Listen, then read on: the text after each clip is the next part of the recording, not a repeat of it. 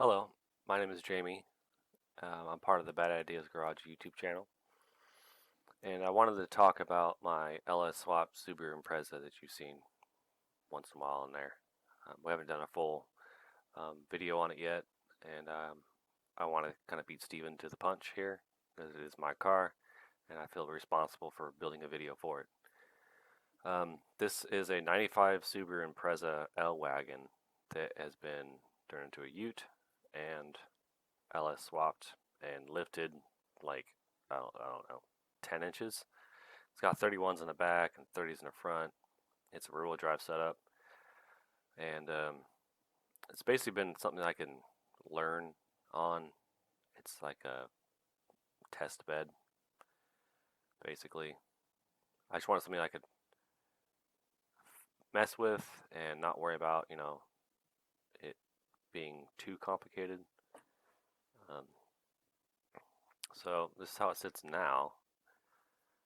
Uh, I've been building this for about 2-3 years now. It didn't start as an LS swap. It actually was just an EJ car for a while. I got this back in 2018 for 500 bucks. Good luck finding one of those now for that much money.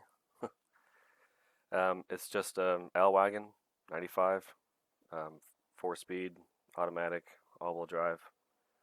It was supposed to be all-wheel drive. The center diff was actually blown in it, and the rear diff was completely ruined. So it was basically a front-wheel drive car, and I didn't realize it for a while. So the first thing I wanted to do to this car was to ute it, and I started cutting. Didn't really have a plan for it. I just had an idea in my head. Just cut, cut, cut, and it turned out okay. My friends and family were like, "What are you doing? This looks terrible."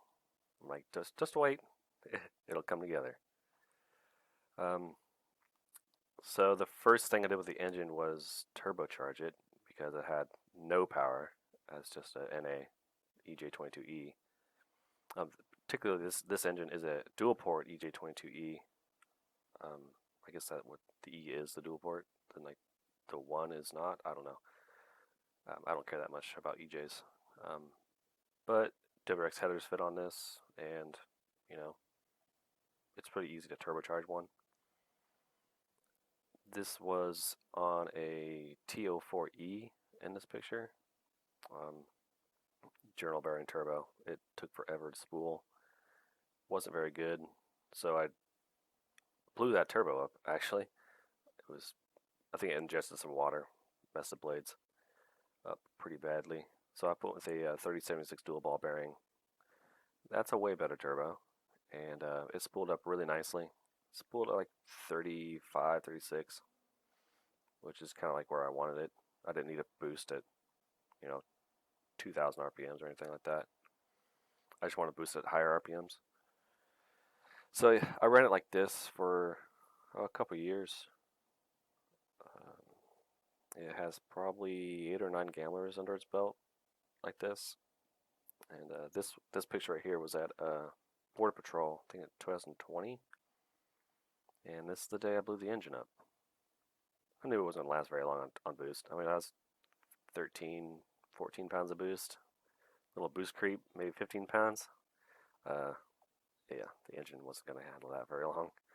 So I was going up and down the beach, messing with one of my friends I met there. He had a V70 Volvo wagon turbo. We were just racing up and down the beach, and I guess I spent too much time in boost. I guess 30 minutes at full boost is too much for this engine. I'm actually surprised it lasted that long.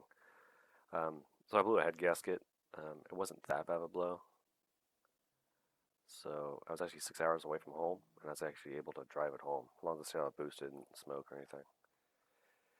Then I decided, well, I blew the engine. What do I do now? Do I rebuild this engine, or do I go something else? So, as you can see, I went with something else. This is a LM4 all aluminum engine out of a 05 Trailblazer. 5.3, I think 9.5 to 1 compression. I'm not completely sure on all the specs. It's got a mild cam in it. I rebuilt the heads as well.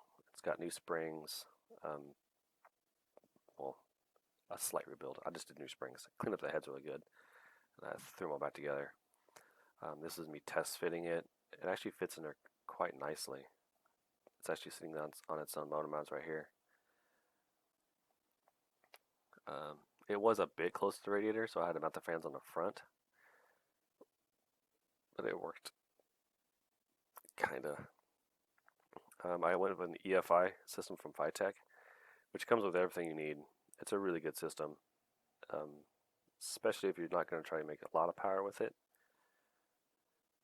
The tuning in it is not fantastic.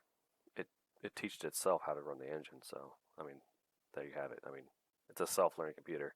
It's not low Motec or Holly Terminator or something like that. It's a very simple computer, but it does run the transmission if you have an automatic transmission.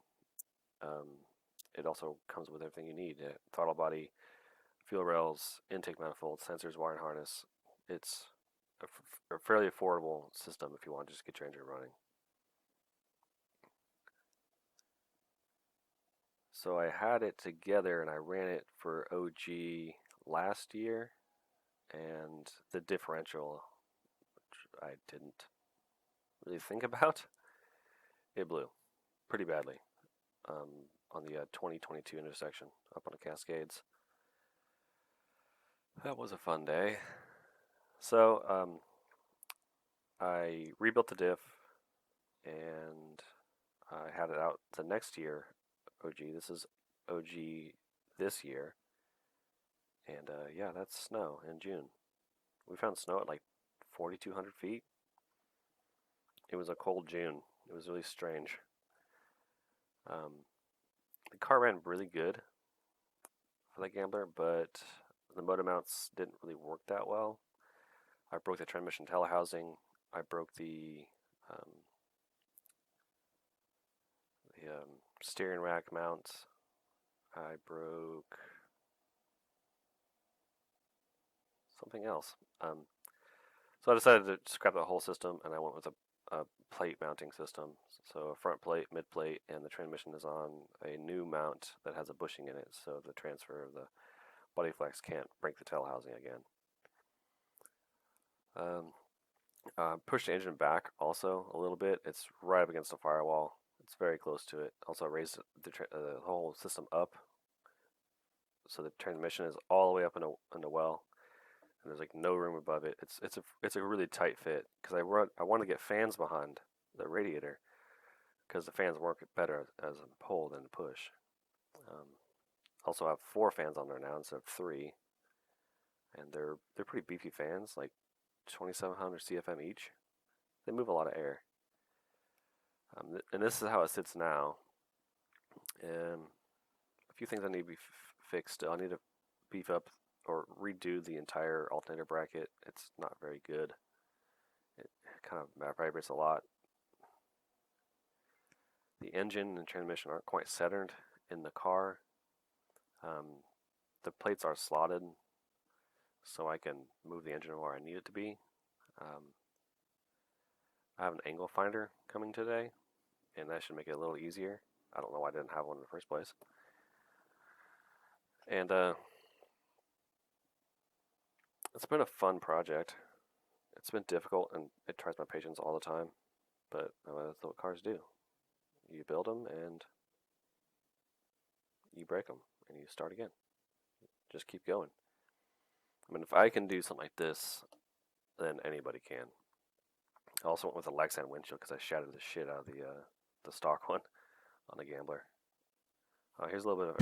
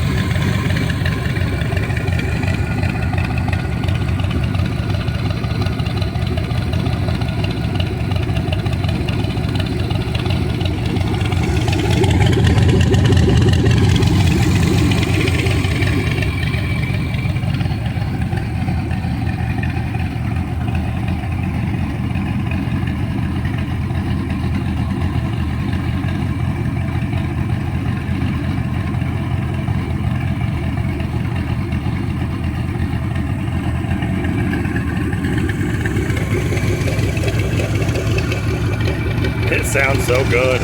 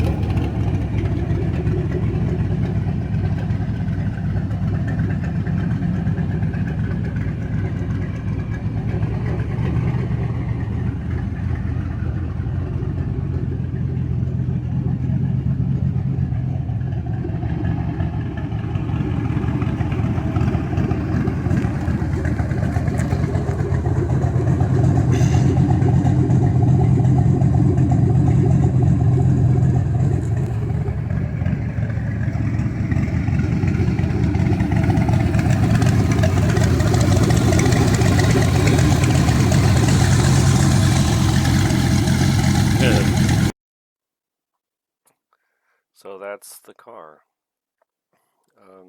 It's been fun. Definitely trying on my patience a lot. I mean, it's the first time I've done something like this. So yeah, of course there's gonna be, teething issues. Uh, but it's been pretty fun. I like it. Um, I really like when I get to drive it. I haven't been able to drive it quite often. I keep breaking it and keep finding problems with the build and have to redo things. And I'm not the quickest at fixing stuff, so it kind of just sits there while I think about what to do with it.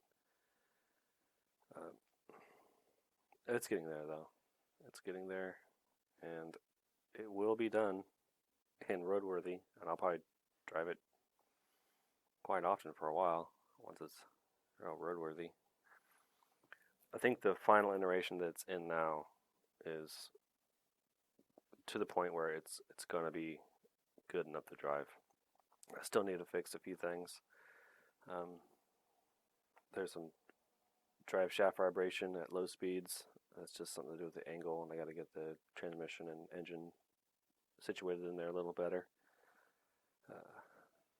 Hopefully I can get that done today. I spent a little too much time making this video, so it's almost already 1. I might get out there and start on it at least. There will be probably more of this car in the Bad Ideas Garage YouTube. I've been kind of letting Steven know that just wait until it's presentable. I am a little self-conscious about the car, and it's either take it or leave it kind of thing. Either you like this kind of thing or you don't.